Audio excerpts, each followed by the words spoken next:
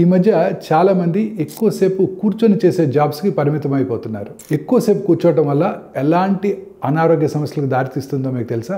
ఎక్కువసేపు కూర్చోవడం వల్ల కండరాలు బలహీనపడతాయి, ఎముకలు పెలుసుగా మారడంతో పాటు బోలు ఎముకల వ్యాధికి దారితీస్తుంది. గుండె జబ్బులు, టైప్ 2 డయాబెటీస్తో పాటు కొన్ని రకాల క్యాన్సర్స్, దీర్ఘకాలిక అనారోగ్యాలకు కారణమవుతుంది. ప్రధాన కండరాలు బలహీనపడి వంగిపోవడం మొదలవుతుంది. వెన్నునొప్పి, డిస్క్ సమస్యలు కూడా దారితీస్తుంది. ఎక్కువసేపు కూర్చోవడం వల్ల మరియు ఎటువంటి కదలికలు లేకపోయినట్టయితే సెరటోనిన్ మరియు ఎండార్ఫిన్స్ విడుదల తగ్గిపోయి నిరాశ, ఆందోళన కూడా పెరిగే ప్రమాదం ఉంది. జీవక్రియ నెమ్మదిస్తుంది. ఆర్టరీస్ లో కొవ్వు నిక్షేపాలు పెరిగి గుండె జబ్బుల ప్రమాదం కూడా పెంచుతుంది. శరీరంలో క్యాలరీస్ ఖర్చు పెట్టడం తగ్గిపోతుంది.